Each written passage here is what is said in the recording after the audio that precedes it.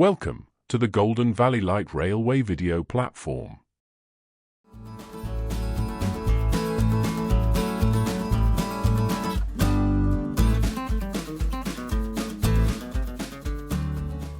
This is a restoration blog video.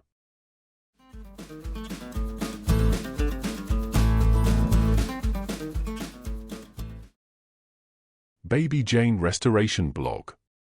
Number 11, November 2024. I left off at the end of the previous article, mentioning that I was investigating if the E-Z-Go Titan electric truck controller could be made to work for Baby Jane. Well, currently, I have found that it cannot. I had said previously. But in the modern way, more complex, but supposedly safer. This in turn for us was its own undoing. I had rigged up the controller, making it a loom as per the wiring diagram with a bracket to hold the switches to its backplate. On a Sunday when I was shedmaster, with the loco up on blocks, I fitted it and tried it out. Absolutely nothing happened. I did not get voltages where I should, according to the test procedures and troubleshooting diagrams in the manual that I have for the truck. Something was wrong. I had stripped out all the hardware and parts of the loom that we did not need, assuming that the wires on the 24-pin connector did what the diagram showed, and had joined it up accordingly, producing a wiring diagram expecting it to work. One of the things I removed was a little electronic box and its joined relay. This was an optional extra on the E-Z-Go Titan electric truck called an SRO controller, the letters standing for Static Return to Off. If you left the ignition turned on and got out of the seat for more than a set time, it would shut down the truck as if the ignition was off. You would have to cycle the ignition switch to resume operation. I queried some guys on the internet about what may be wrong, and found that I would need to install all the items, as without its input the electronic logic would not work.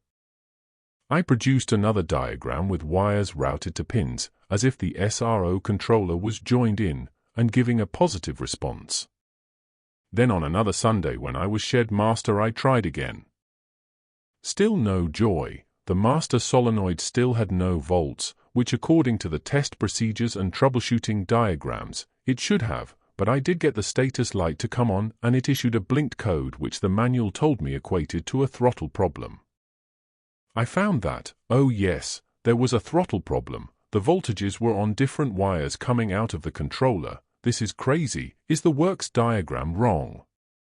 I packed it all away and joined back up the standard controller.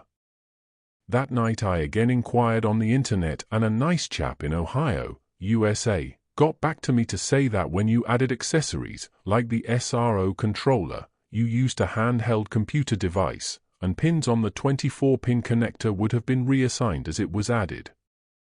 This is not what I wanted to hear. This is way more complicated than wiring up a standard diagram.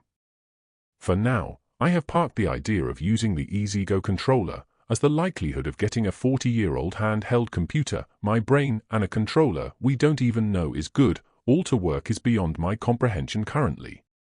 So for now, it's all back in the container. Other news of which I had spoken in the previous edition is to do with the dipstick for the final drive gearbox.